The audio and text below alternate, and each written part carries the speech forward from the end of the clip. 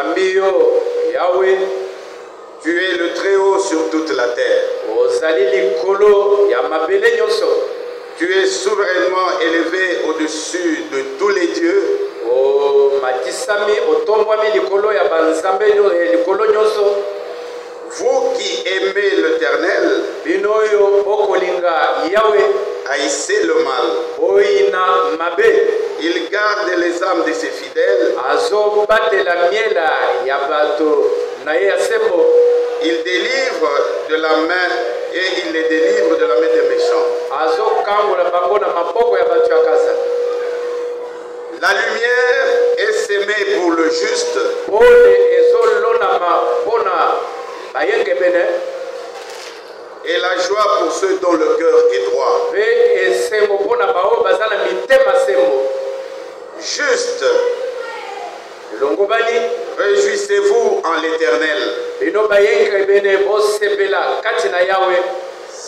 Et célébrez par vos louanges sa sainteté. Bino botatola na okomisa na bino oyenge beni na ye. Voilà l'écriture qui a été lue le mercredi. Ala likomio e tangamaki mokolo ya misato pe ya mitano. Et puis le vendredi, pe mokolo ya mitano, il était question dans 1 Pierre 1. ozaki na mukanda ya Petelo ya yambo, mukapo ya yambe, mulongo pe ya yambo. Du 14e au 16e verset. Mulongo ya zomi na mine, tina zomi na motoba. L'écriture dit, likomi ezoloba, comme des enfants obéissants, lokola bana oya motosi, ne vous conformez pas aux convoitises que vous aviez autrefois. bino boko kanana ba boluli bozalaki na ngotango mosusu te, quand vous étiez dans l'ignorance. tango bozalaki na kozanga koyeba. Mais puisque celui qui vous a appelé est saint, kasi lokolo ya bengi bino aza monsantu, vous aussi soyez saints bino pe bozala basantu dans toute votre conduite, na mokomi kamba na bino nyonso, selon qu'il est écrit. olandisa oyekomami, Vous serez saints, okozala basantu, car je suis saint. zambi ngai pe naza monsantu. Voilà les deux écritures dont on a parlé tout au long de cette semaine. Tala makomi mibale oyo tozwaki na poso eleki. Mais ce matin, kasi na tongo ye, je n'ai pas voulu ajouter une autre écriture. akulingaki te kobakisa likomi mosusu. Je voudrais qu'on reprenne d'une manière succincte alingaki tozongisa yango lisusu pour que les autres qui n'étaient pas en semaine na tinete bao bazalaki na poso te, qui puissent saisir la pensée que Dieu nous a communiquée toute la semaine ici. bango pe bazwa makanisi oyo nzambe apesaki biso na poso. Amen. Que Dieu vous bénisse. nzambe apamola bino.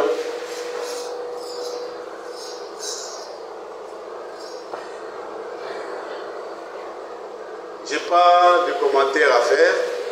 azala maloba ya koloba na likolo te.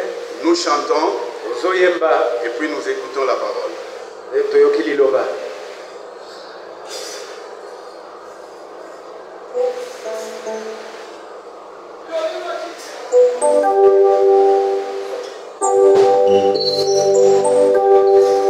azali malamu, azali malamu, azali malamu, obikisi aboba minakazo, azali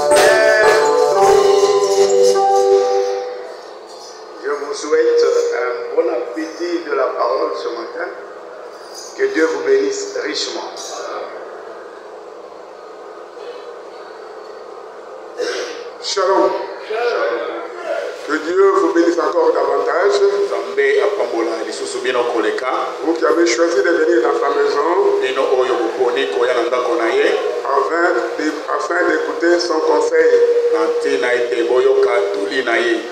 Le dimanche, le mercredi passé, avec ceux qui étaient là, nous avons rappelé l'exhortation que l'homme de Dieu, Ebad Frank, a faite le dimanche.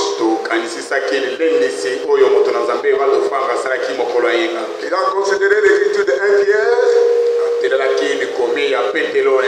chapitre 1er, et il s'est appesanti sur le verset 2. Et sur ce verset 2, il a relevé 3 notions.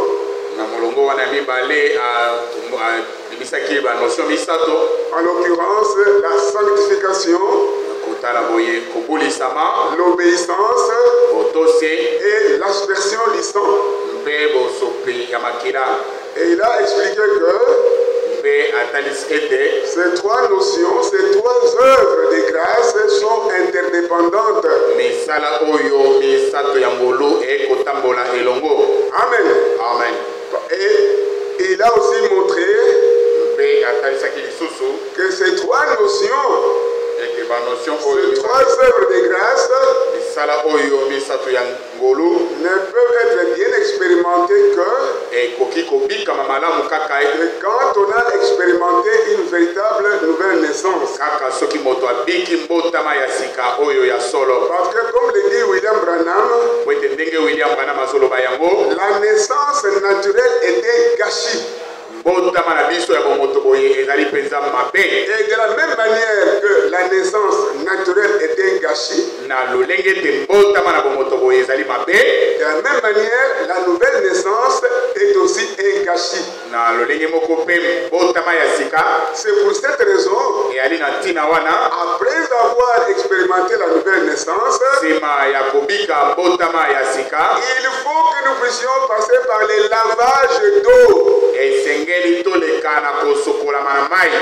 Parce que l'Écriture dit, sanctifie-les par la vérité, et ta parole est la vérité. Et cette vérité, c'est la parole de la promesse pour ce jour, qui est proclamée, parce que c'est elle. Par elle, nous pouvons expérimenter une véritable repentance et une véritable nouvelle naissance. Sans parole de la promesse, toute nouvelle naissance que nous pouvons prétendre est une nouvelle naissance maison façon maison. C'est-à-dire une nouvelle naissance dénominationnelle.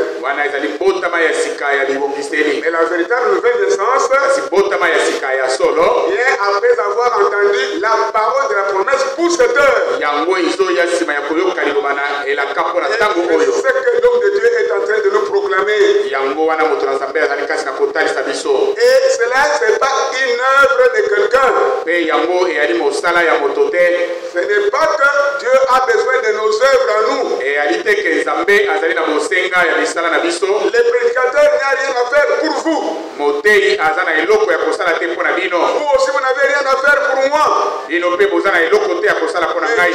lui-même qui nous a appelés, c'est lui qui fait toutes choses. Parce qu'il est écrit dans 1 Thessaloniciens chapitre 5 verset 23.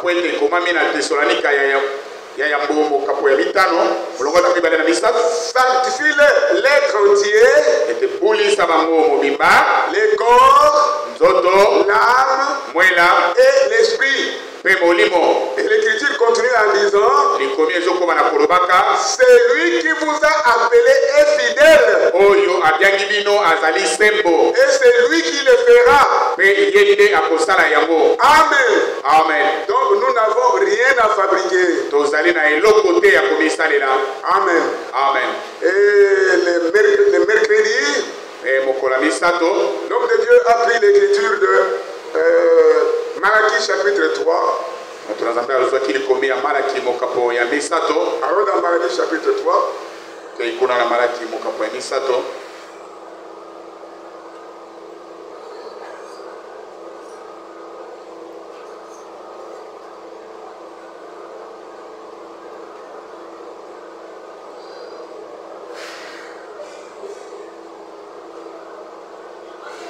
À partir du verset 15b. Non, prenez le verset 16. Molongo ya zomi na motoba. Malaki 3, verset 16. Malaki mokapami sato molongo ya zomi na motoba. Alors, ceux qui craignent l'Éternel, se parlèrent l'un à l'autre. Balobanaki moko pe mosusu. L'Éternel fut attentif et il écouta. Yahweh ayokamelaki pe azaki koyoka. Et un livre de souvenirs fut écrit devant lui. Pe mokanda moko ya mabanzo ekomamaki liboso na ye. Pour ceux qui craignent l'Éternel Pona ba oyo bakobanga Yahweh et qui honorent son nom, pe bayeba komiamia nkombo na ye, ils seront à moi, dit l'Éternel des armées. bakozala ya ngai elobi Yahweh na mapinga. Ils m'appartiendront Bakozala ya ngai au jour que je prépare. na mokolo oyo ngai nazokobongisa. J'aurai compassion d'eux. Nakozala na mawa na bango. Et puis il est revenu sur Malachie 4, 5, 6. Pe azongeli Malaki 4, 5, 6. L'écriture que nous connaissons très bien. Likomi oyo tebi malamu. Que nous connaissons très bien par cœur. Oyo tebi malamu pesa na mitema. Souvenez-vous de la loi. Malachie 4, 4. Souvenez-vous de la loi de Moïse, mon serviteur. Bokanisa mobeko ya Moshe mosali na ngai. Auquel j'ai prescrit en Horeb. Oyo wapi nakomelaki ye kuna na mboka ya Horeb. Pour tout Israël. Pona Israeli mobimba. Des préceptes et des ordonnances. Bankoma pe malako. Voici, je vous enverrai Élie le prophète. Talani na kotindela bino Elia o mosakoli. Avant que le jour de l'Éternel n'arrive. Yambo ete mokolo na Yahweh ekoma. Ce jour grand et redoutable. Mokolo ya monene pe ya tembe.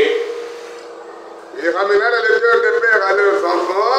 Akozongisa mitema ya batata epai ya bana na bango. Et le cœur des enfants à leur père. Pe mitema ya bana epai ya batata na bango. De peur que je ne vienne frapper les pays d'interdit. Na bobangi ete na ya kobeta mboka na oyo epekisami. Après avoir lu ces deux écritures, sima na ye kotanga makomi oyo mibale, il a pris une prédication de William Branham. Ye azwi liteya ya ndeko Branham intitulée oyo apesi mokonza le cri de détresse. Onganga ya mawa. Et dans cette prédication, pe na kati ya liteya wana, il a lu un passage ye atangi molongo moko où frère Branham dit epai wapi ndeko Branham azoloba que l'amour ete bolingo et la foi na kondima vont de pair. ekotambola elongo. L'amour rend la foi agissante. Bolingo nde ezokomisa kondima ete esala. C'est pour cela qu'il dit na yango nde azoloba, lorsque vous devez prier pour un malade, soki bosengeli kobondela mpona mobeli, il faut d'abord avoir de l'amour pour ces malades-là. esengeli nano ozala na bolingo mpona maladi wana. Ayant cet amour-là pour les malades, ozalaka na bolingo mpona moto wana azobela, la foi en vous va agir, kondima kati na yo ekosala, et cela va agir aussi sur les malades, pe yango ekosala likolo ya mobeli, de sorte que Dieu qui est amour na lolenge ete nzambe oyo azali bolingo va déployer sa puissance ye akosopa nguya na ye pour apporter la guérison aux malades. mpona kopesa lobiko na mobeli. Amen. Amen. Donc l'amour, la foi sans l'amour est artificielle. Kondima oyo ezangi bolingo ezali kondima moko ya bamba. Il faut que nous puissions avoir l'amour. Esengeli tozala na bolingo. Et cet amour-là, mpe bolingo wana, il est répandu dans nos cœurs par le Saint-Esprit. esopami na mitema na biso na nzela ya molimo mosantu. Il ne s'agit pas de l'amour philéo. Ezali te bolingo fileo, c'est l'amour agapao. ezali bolingo oyo ya nzambe. Amen. Amen. C'est cet amour-là dont on a besoin, ezali bolingo wana nde tozala yango bosenga, qui fera que yango nde kosala ete même si vous êtes devant votre ennemi, ata ozali liboso ya mongula na yo, vous avez de la compassion na ye. Et vous pouvez prier pour lui sincèrement. Pe ko bondela na tina na ye na motema moko. Amen. Amen. C'est comme avec cet amour-là, Na bolingo wana on peut tout faire. okoki kosala nyonso. Parce que quand vous allez dans 1 Corinthiens chapitre 13, Po ete so toke na bakorinto ya mokambo ya 13 Paul dit clairement mpona Paul azoloba polele que vous pouvez avoir la foi ete okoki kozala na kondima pour déplacer les montagnes, mpona buka nango ngomba. mais si vous n'avez pas d'amour, Kasi soki bolingo ezali te vous n'êtes rien. ozali eloko te. Parce que Dieu est amour. Po ete nzambe ye azali bolingo. Et si Dieu est amour, Pe soki nzambe azali bolingo, nous, ses enfants, biso bana na ye nous devons prier par cet amour-là. tosengeli tongala mpenza na bolingo Et wana nous aimer les uns les autres. mpe kolingana bamoko mpe bamosusu. Alors avec cela, Na yango toute méchanceté kanza nyonso doit s'arrêter dans l'église. esengeli esuka kati na eklesia. Il faut que nous soyons tellement pleins d'amour. Esengeli tozala mpenza totondi na bolingo. L'amour pour Dieu, Bolingo mpo na nzambe, l'amour pour sa parole, bolingo mpo na liloba na ye, l'amour pour chaque frère, bolingo mpo na ndeko mobali nyonso, l'amour pour chaque sœur. bolingo mpo na ndeko mwasi nyonso. Alors nous formons une unité spirituelle et fraternelle Wana tozali na bomoko ya molimo mpe bondeko pour laquelle oyo wapi Dieu va être manifesté au milieu de nous. nzambe akomitalisa katikati na biso. Amen. Amen. Amen. Et il dit, Alobi c'est comme ça que David, nde bongo David plein d'amour, atonisamaki na bolingo, plein de foi, atonisami na kondima quand il a vu ntango ye amoni que le peuple de Dieu ete libota na nzambe était blasphémé etukamaki par un incirconcis, epai ya moto oyo ekatama ngenge te, un incirconcis des Philistins. moto ya filistin. Il s'est présenté Ye amitalisaki plein d'amour, atonisami na bolingo avec la foi agissante à travers l'amour. na kondima oyo ekosala na nzela ya bolingo. Il a dit, non, non, non, non, non. Abite te On ne peut pas continuer à blasphémer contre le peuple de Dieu. akoki kokoba na kofinga libota na nzambe boye te. Laissez-moi aller relever les défis. Tika ngai nasilana na motu oyo. Alors les gens se sont arrangés. Bato babibongisi On a pris l'armure de Saoul. bazwi libundeli ya Saul, On l'a revêtu. balatisi David, Il a essayé. ameki Il a senti que non, non, non. ayoki ete te. Avec cette armure-là, Na libundeli oyo, cette armure dénominationnelle, libundeli oyo ya bangomba, je ne peux rien faire. nakoka kosala eloko te. Au contraire, ça va éteindre l'esprit à moi. Yango ekoboma molimo kati na ngai, Ça va me tourmenter. ekotungisa ngai. Moi, je dois y aller Ngai nakokende avec l'amour, na bolingo, agissant au travers de ma foi na kondima, et l'Esprit de Dieu sur moi. mpe molimo na nzambe likolo na Je ngai. vais relever les défis. Yango ekotombola defi wana. Et quand il est parti, Ntango ye akendaki en peu de temps, na mwa ngonga moke, il a mis KO les Philistins de Goliath. akweyisi mofilistin oyo wana Goliath, Il lui a coupé la tête akati ye motu, et les Philistins ont pris la fuite. mpe bafilistin mosusu bakati mbangu. Et Dieu reste Dieu. Mpe nzambe atikali nzambe. Et nous nous saisissons de cette foi-là par l'amour. Soki tosimbi kondima wana na bolingo, Nous sommes capables de relever les défis. tozali na makoki ya kosilisa mpenza mo ndenge wana. Amen. Amen.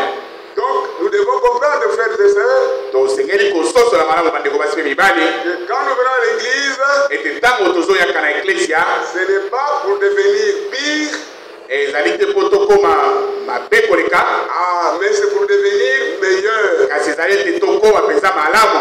Mais nous ne deviendrons pas meilleurs de nous-mêmes. Na ndenge na biso moko tokóma bato malamu te, Mais celui qui nous a appelés, kasi oyo abiaki biso il est fidèle.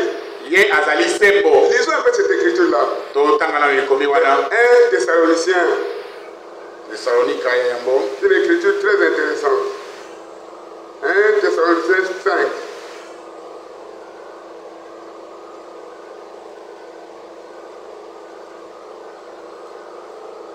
Verset 23. 1 Thessaloniciens 5, verset 23. watu mibali na misa Que le Dieu de paix kaite nzambe ya kimia vous sanctifie lui-même tout entier akolisa bino mobimba et que tout votre être mpe l'esprit, l'âme et le corps soient conservés irrépréhensibles lors de l'avènement de notre Seigneur Jésus-Christ. Celui qui vous a appelé est fidèle et c'est lui qui le fera. Amen. Amen. Êtes-vous pas content que Dieu lui-même qui nous a appelés, c'est lui qui va opérer une véritable sanctification au travers de nous. Nous, ce que nous avons à faire, c'est nous abandonner entièrement à lui. Et lui va prendre sa responsabilité pour nous purifier par l'eau de la parole, afin qu'en recevant sa semence, nous puissions produire Christ. Amen. Amen. Amen. Amen. Hier, samedi, il a considéré le psaume 130.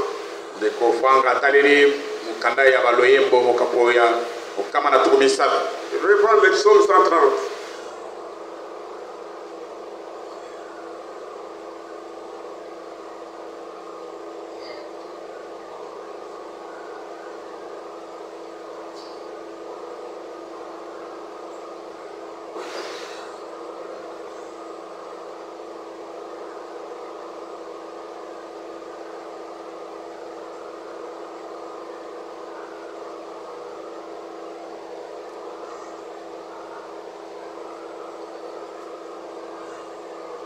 À partir du premier verset. Du fond de l'abîme, j'invoque, ô Éternel. Je t'invoque, ô Éternel. Seigneur, écoute ma voix. Que tes oreilles soient attentives à la voix de mes supplications.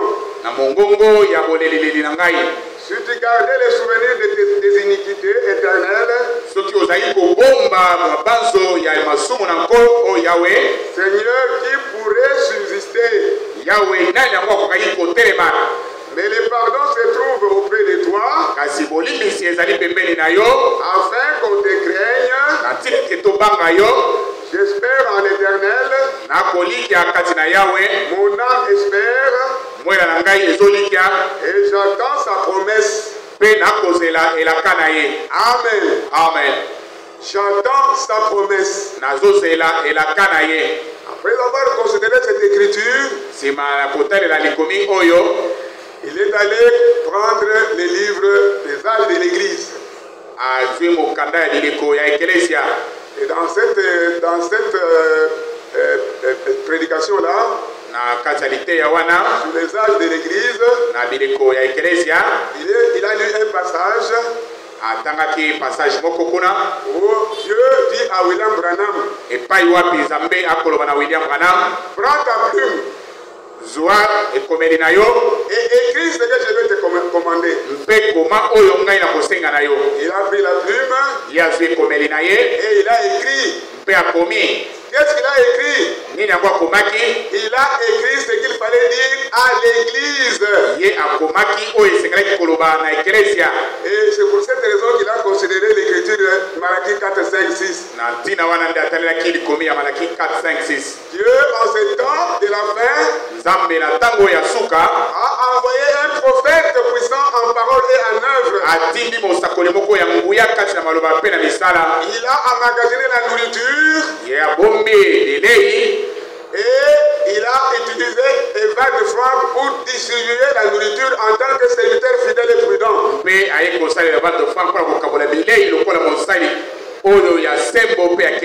Et ce message est est adressé à l'église. Et particulièrement à l'épouse. Amen. Amen. La parole de la promesse pour ce jour est adressée à l'église épouse. Et il dit, chez les pentecôtistes, les méthodistes, toutes ces églises dénominationnelles, ils sont en train de prêcher la Bible. De Genèse à l'Apocalypse, ils ont beaucoup de zèle pour parler de l'écriture. En réalité, ils parlent de l'histoire de la Bible, mais ils n'ont aucune révélation. Et que ce que Dieu dit au travers de cette Bible, par les envoyés qu'il a établis lui-même, ils ne comprennent pas que Dieu, en ce temps de la fin, a envoyé les serviteurs de Dieu en qui il a mis sa parole, qui est la semence, pour s'aimer la semence, afin que l'église au temps de la fin puisse produire ce qu'elle était au commencement. Amen. Amen. Comment l'église au temps de la fin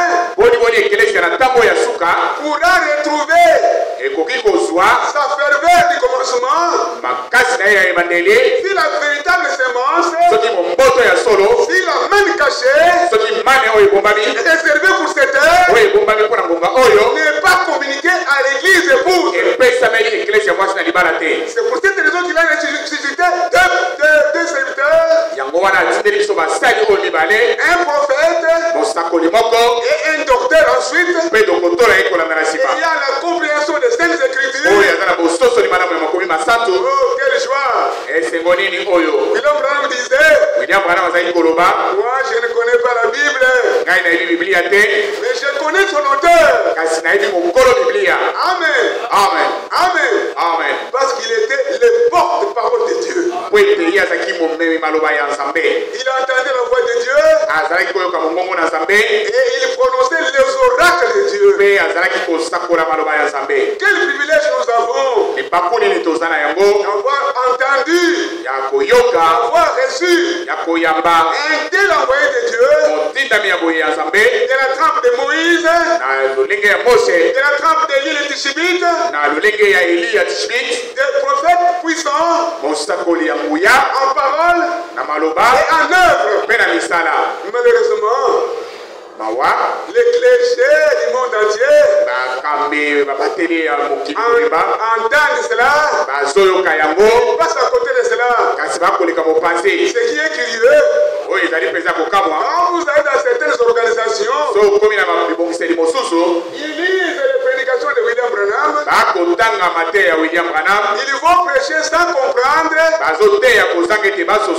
prétendant avoir des révélations qui ne rapportent rien, et pour eux-mêmes, et pour le peuple de Dieu auquel ils s'adressent. Amen. Amen. Mais nous avons la grâce d'avoir reçu l'homme de Dieu, parce qu'il est écrit dans Matthieu chapitre 10. Disons cela.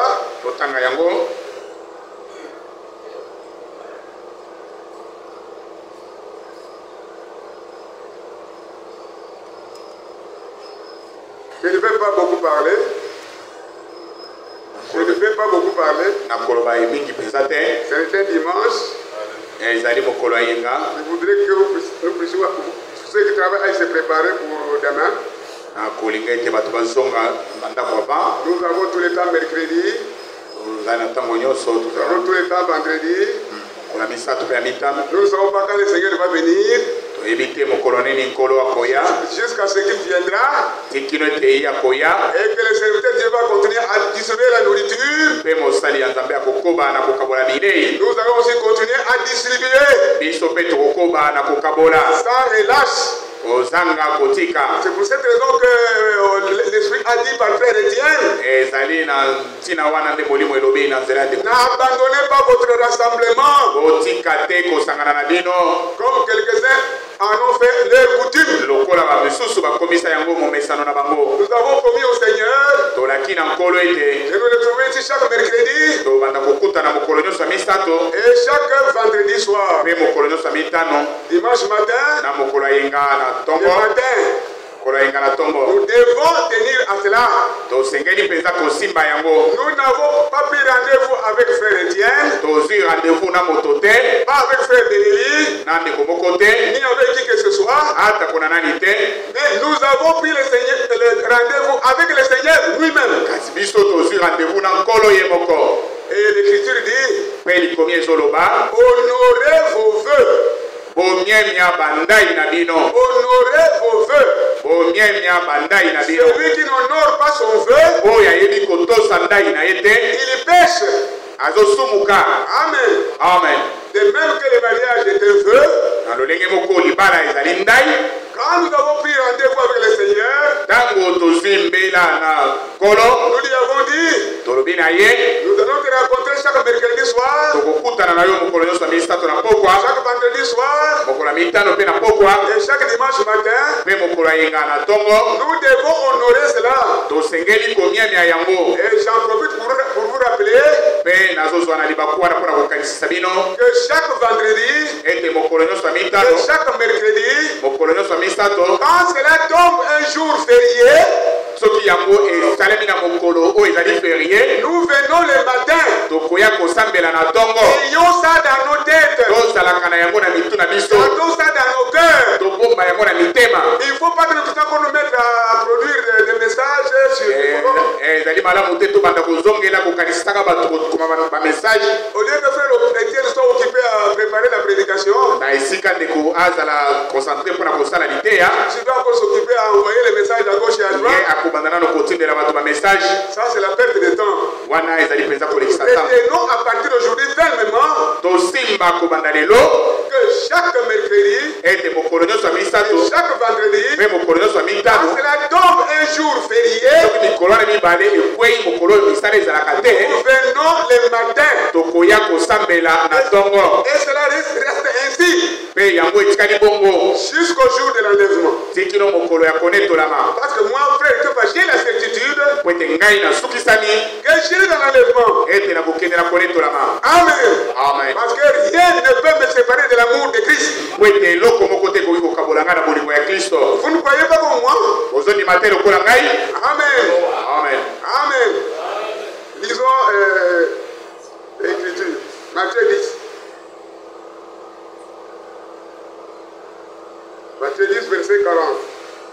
Molongo ya tukumine. Non, je prends directement verset 41. Tanga tukumine na moko. On peut lire 40 comme ça. Non, on peut même lire 40. Hein.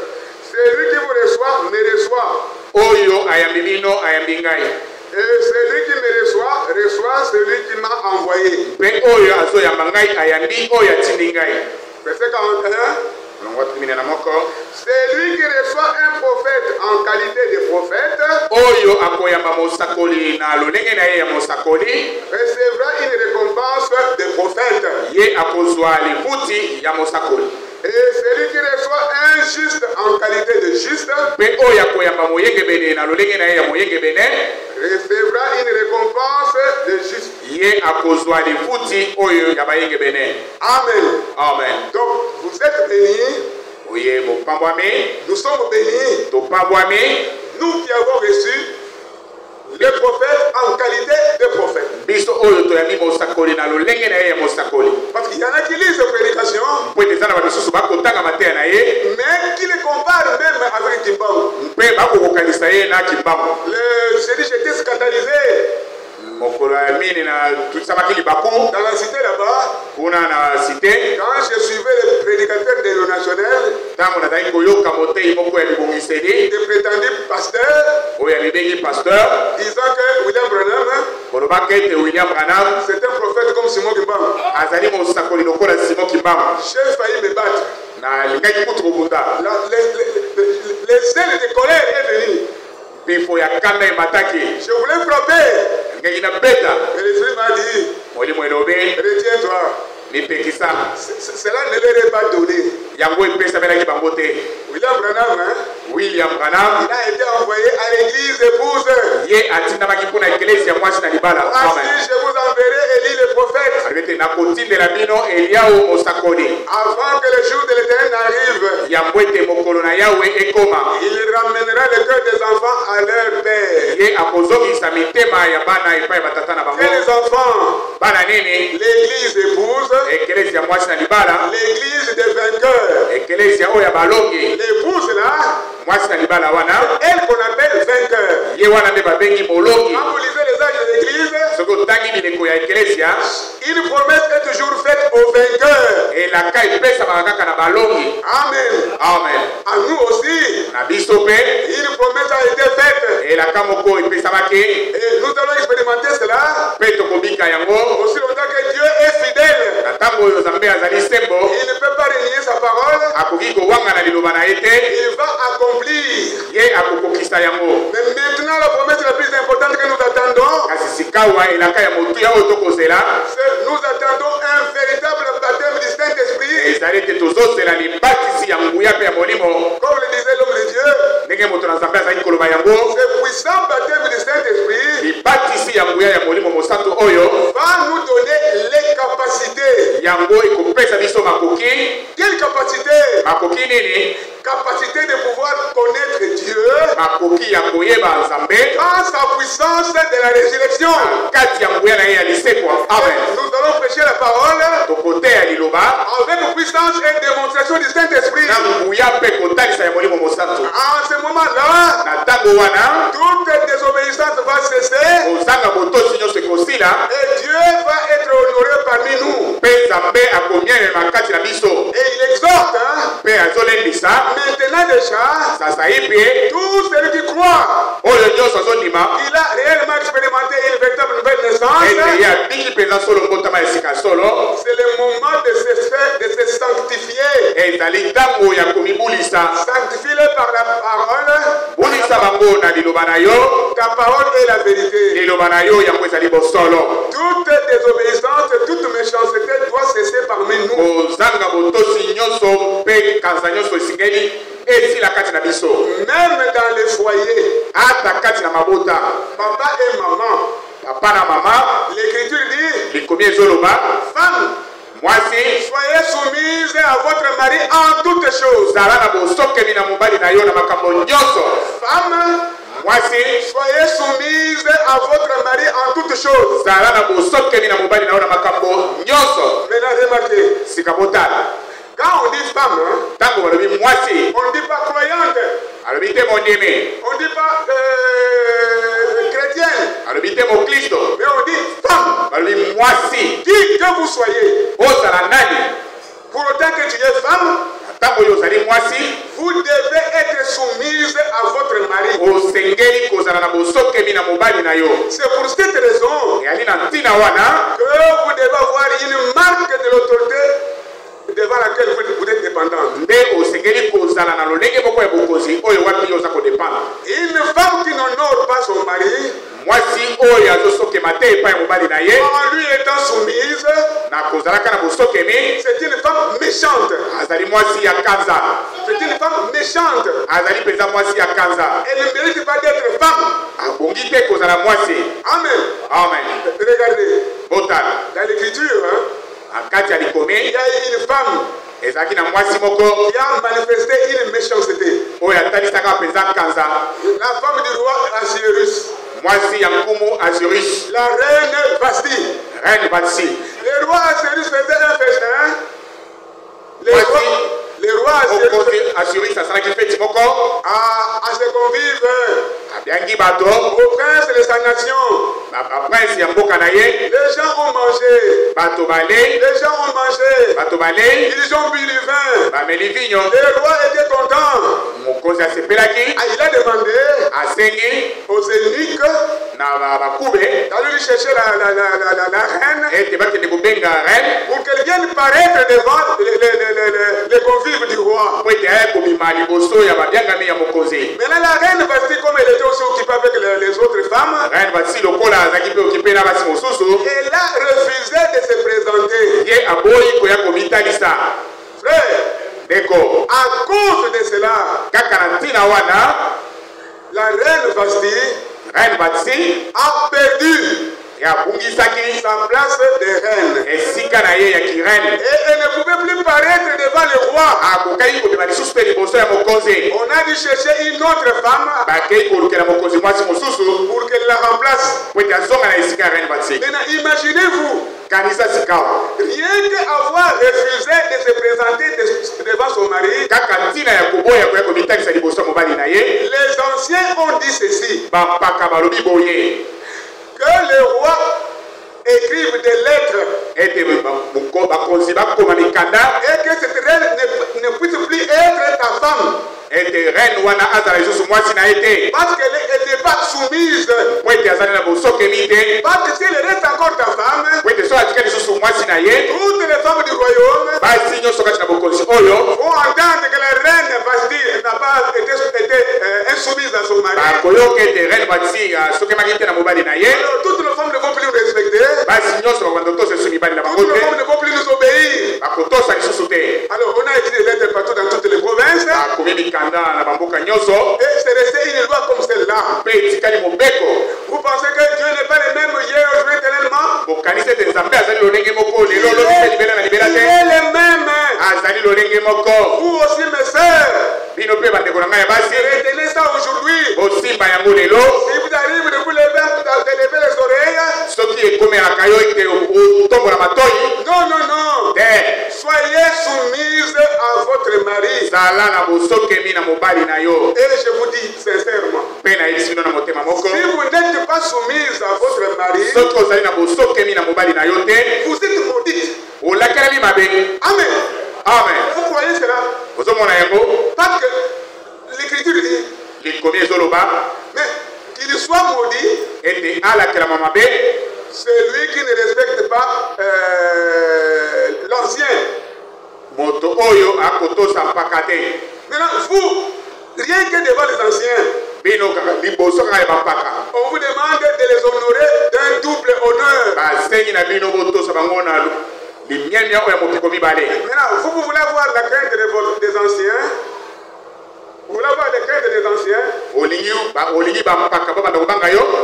Non, non, vous voulez avoir la crainte envers les anciens. olingi kozala bobangi liboso ya bampaka. Et vous ne voulez pas avoir la crainte envers votre mari. mpe olingi kobanga mobali na yo te. Non, non, non. te Commencez par avoir de la crainte, du respect et de la soumission envers votre mari. banda na kozala na botosi mpe limyamia liboso ya mobali na yo. C'est pour cette raison yali na ntina wana qu'il ne faut pas tout le temps venir avec des revendications auprès des anciens. koyaka ntango nyonso te na makambo liboso ya bampaka. Oh, mon mari a dit ceci, mon mari a fait cela. mobali asali boye asali boye.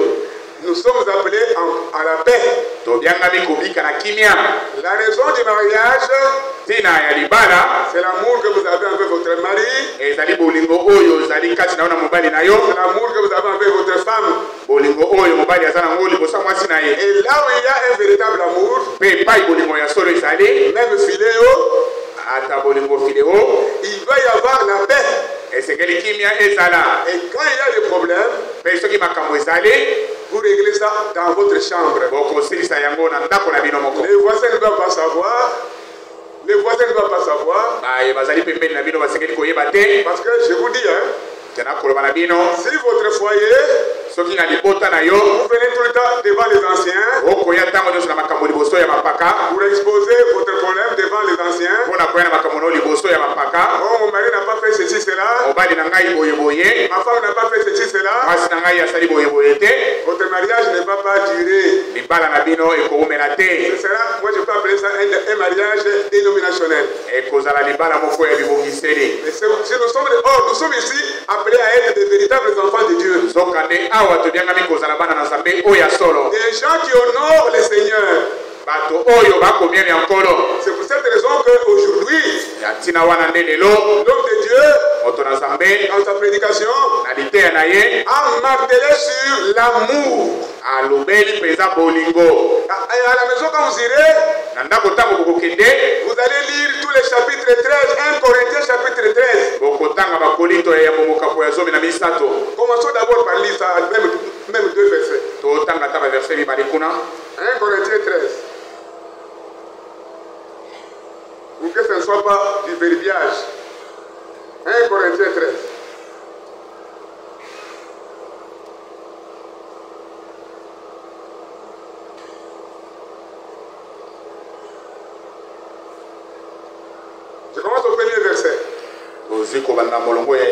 Quand je parlerai les langues des hommes et des anges,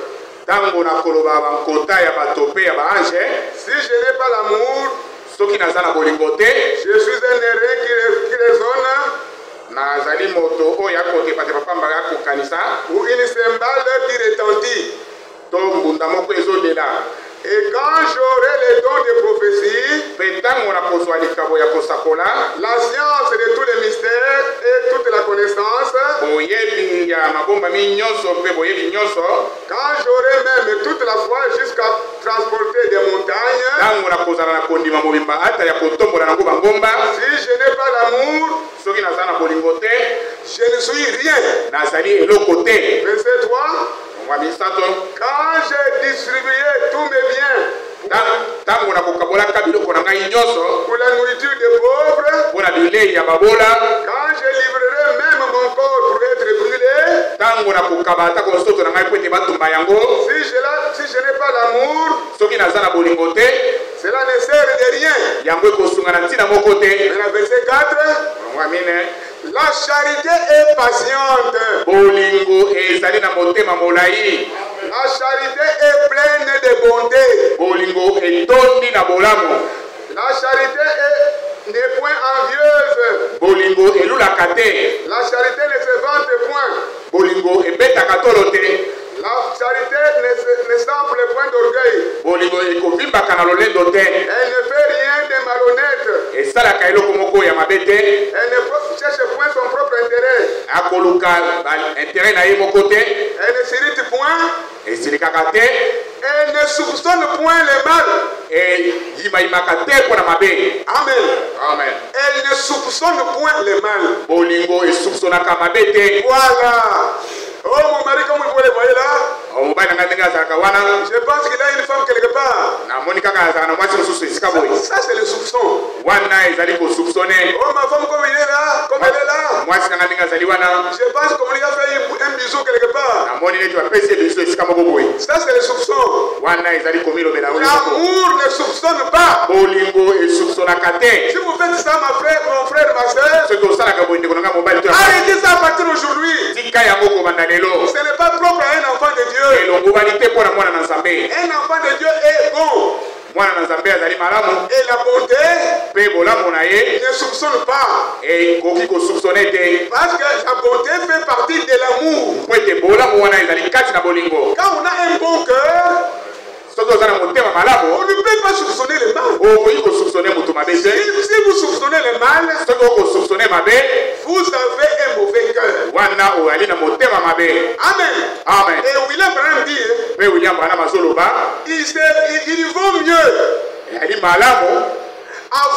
une fausse doctrine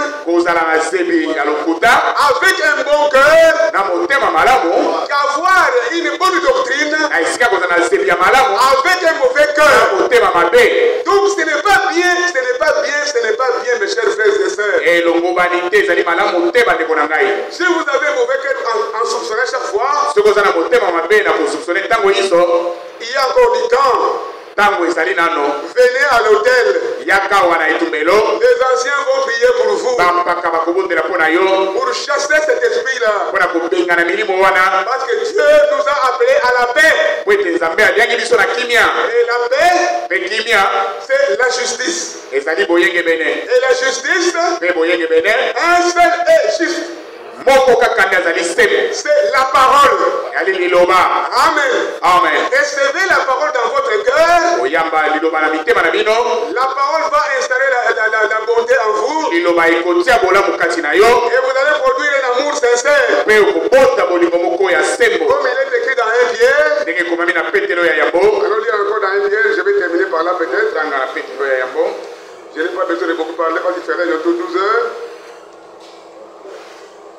1 Pierre, chapitre 1er.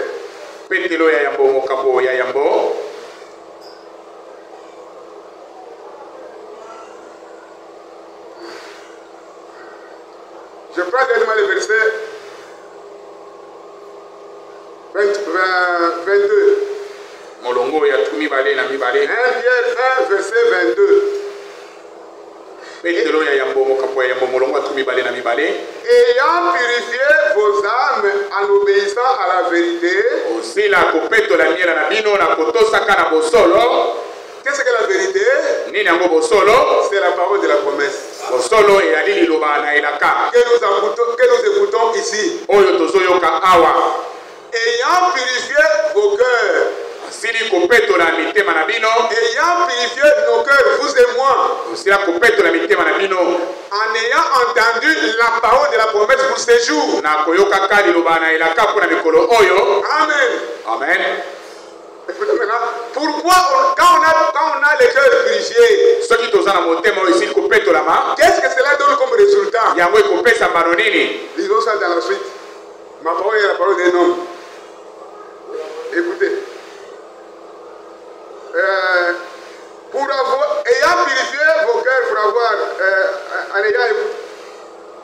en obéissant à la vérité, pour avoir un amour fraternel sincère. Osila kopetola miela na bino na kotosaka na bosolo pona kozwa bolingo ya bondeko oyo elongo bani. Amen. Amen. Pour avoir un amour fraternel sincère. Pona kozwa bolingo ya bondeko oyo elongo bani. Donc tout celui qui entend la parole de la vérité Oyo nyonso azoyoka liloba ya bosolo et qui expérimente cette purification-là, mpe akobika kopetola mawana. Dieu répand dans nos cœurs Nzambe akosopa na motema na ye un amour sincère bolingo moko ya sembo qui fera que, oyo ekosala ete même si ma soeur ou mon frère, je les trouve dans une situation grave de péché, ata nakuti ndeko na ngai mwasi ya mobali na kati ya lisomo, je ne peux pas me moquer de lui. nakoki koseka ete, Je ne peux pas en faire un problème. nakoki kokomisa yango likambo te, Je vais aller à l'hôtel.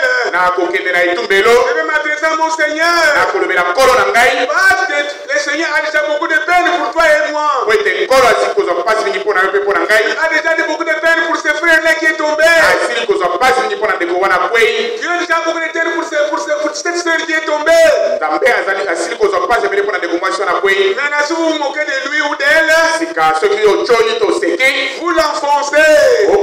okondimisa ye lisusu koleka, Et vous êtes vous-même mpe yo moko ozali Judas Iscariote. ozali Juda, Parce que vous ne comprenez pas po ete okososola te que cette sœur-là, ete ndeko wana Dieu l'a racheté. Nzambe asikoli ye, Ce frère-là, ndeko wana Dieu l'a racheté.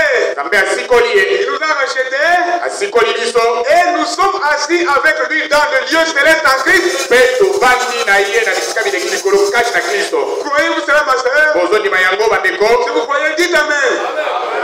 Amen. Amen. Nous sommes tous assis dans le lieu céleste en Christ. Tovandi banso na bisika bileki likolo kati na Kristo, Et là, dans le lieu céleste, mpe kuna na bisika bileki likolo il n'y a pas d'inimitié. koyinana ezalaka te, Il n'y a pas de méchanceté.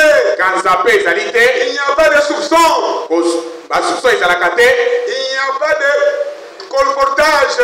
ezali na bilobaloba te, Parce que l'amour po ete bolingo supporte tout. ekokanga motema na nyonso. L'amour supporte tout. Bolingo ekangaka motema na nyonso, L'amour croit tout. bolingo ezondima nyonso, L'amour espère tout. bolingo ekolika nyonso. Retenez ces trois éléments-là.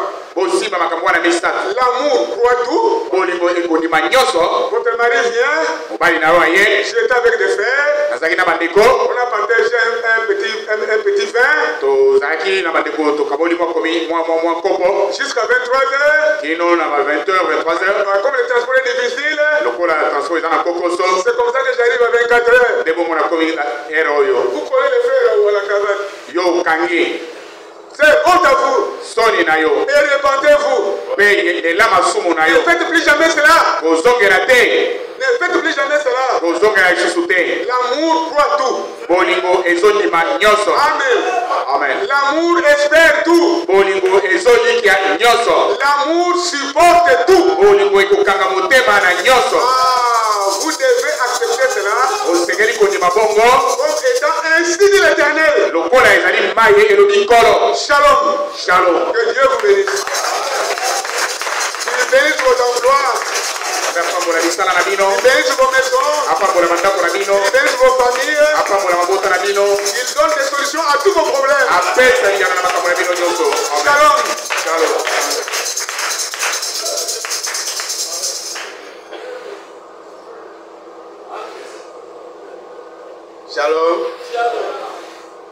écouter la bonne parole. La parole qui est prêchée ici, ce n'est pas une parole pentecôtiste. Et encore moins une parole catholique. C'est cette parole qui fait de nous des gens différents des autres. Par de la manière dont Dieu est en train de voir son épouse, elle est vraiment différente de ce que les hommes voient. Amen. Donc, Dieu veut faire un travail complet, achevé. Un chrétien bien bâti,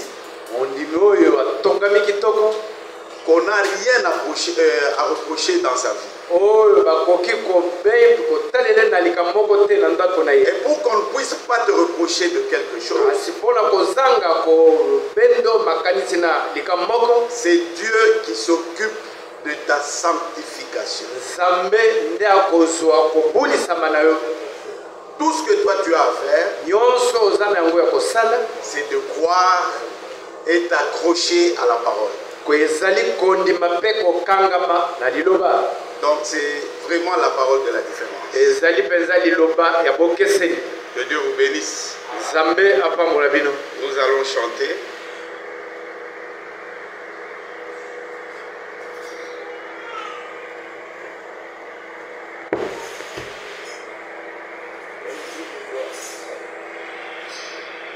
Nous chantons, nous louons le Seigneur. Et puis nous prions et nous rentrons avec joie. Quel jour de gloire, quel jour de gloire, quand Jésus m'a sauvé, quel jour de gloire, quand Jésus m'a sauvé, quel jour de gloire, oh quel jour de gloire.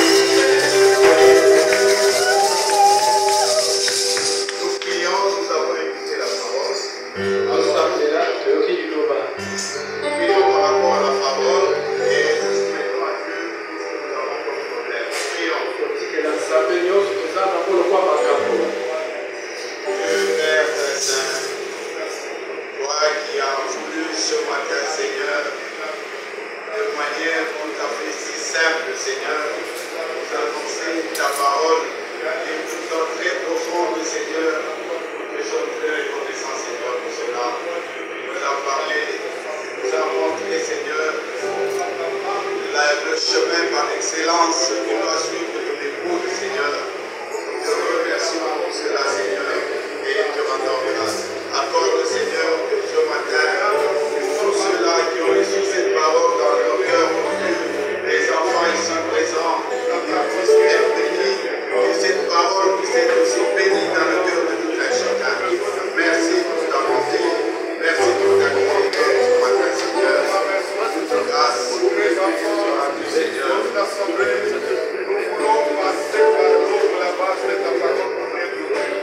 C'est pourquoi nous te demandons de déverser encore l'amour en Christ, l'amour, Seigneur, de ta part, à Gabao, parce que cet amour qui te manque, nous le désirons l'un de ces 4 matins, quand tu le déverseras encore à nous, oh Dieu, nous te serons semblables. C'est en ce moment-là que nous serons totalement cimentés, oh Dieu, nous formerons un corps au-devant de toi, et toi qui viendras s'atteler plus sur nous, comme unité pour nous atteler au ciel.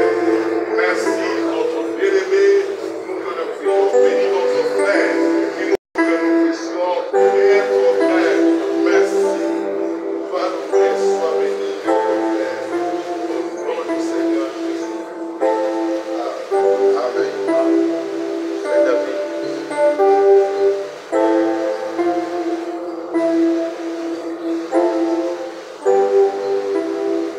Père céleste, donateur de tout l'eau parfait, nous te sommes infiniment reconnaissants pour ces instants que tu nous as accordés dans ta présence. Oui Seigneur, nous croyons que tu nous as accordé l'être. Dès le matin, tu nous as réveillés, nous qui étions endormis comme morts. Aucune personne ici, Seigneur, ne peut se targuer la poitrine pour dire que c'est à cause de ses œuvres, c'est à cause de ses bontés qu'il est compté parmi les vivants. Mais nous tous, nous reconnaissons ta faveur divine, nous reconnaissons ta grâce, Seigneur. Ainsi, nous voulons appliquer l'écriture qui dit que tout ce qui respire loue ton Saint-Nom. Ainsi, Seigneur, reçois la louange de nos lèvres, lève-toi comme un parfait de bonne odeur. Seigneur, nous te remercions pour la parole que nous venons d'écouter. Il est vrai que la foi sans l'amour, elle est morte. Nous voulons que cet amour que tu nous donnes par au moyen du Saint-Esprit puisse encore, Seigneur, être agissant au milieu de nous. Que nous portions les fruits et que nous pratiquions les œuvres de la justice que toi seul as préparées pour nous d'avance. Nous te sommes infiniment reconnaissants pour les bien-aimés de frère Kefa qui nous ont parlé ce matin. Nous demandons les bénédictions sur lui, Seigneur. Et quand tu le béniras, nous ne voudrions pas que tu puisses passer outre notre bien-aimé frère Étienne. Nous réclamons les mêmes bénédictions sur lui. Nous réclamons les mêmes bénédictions sur notre bien-aimé le frère Pacheli. Nous réclamons les mêmes bénédictions sur les bien-aimés de notre frère Noé. Le frère Benelli, là où il est au Canada, que tu les bénisses de la même manière. Et les autres, les diacres, les administrateurs, les chantres, Seigneur, que tu les bénisses, et tous tes enfants qui se sont présentés ici. Permets que cette bénédiction qui était liée à la parole de ce jour les accompagne dans leur maison, dans leur foyer, dans leurs activités, dans leurs études, dans tous les domaines de la vie, Seigneur, parce que toi et toi seul as l'apanage de la guérison, de la bénédiction, et tu as la solution à nos problèmes. Et j'en profite de réitérer toutes les requêtes des enfants ici présents, que tu puisses accorder chacun la solution selon sa foi. Tout pour ta gloire, Seigneur, et pour notre joie. Nous voulons encore maintenant rentrer chacun chez soi. Conduis nos pas, Seigneur, dans nos demeures respectives et bénis nos activités de la journée. Que tu sois avec nous, qu'il te plaise que nous nous retrouvons ici encore le mercredi pour te louer. Ainsi soit-il, dans le nom précieux de notre Seigneur Jésus-Christ. Amen.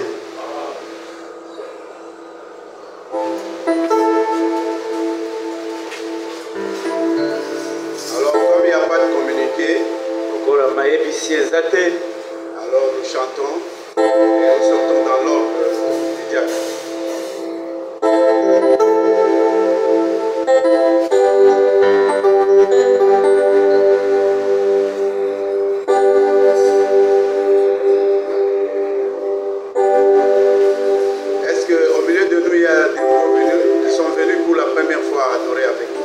ezali na bato bayembana na bango ya liboso mpona kongomamela na biso. Je crois on est tous de la maison. Que Dieu vous bénisse.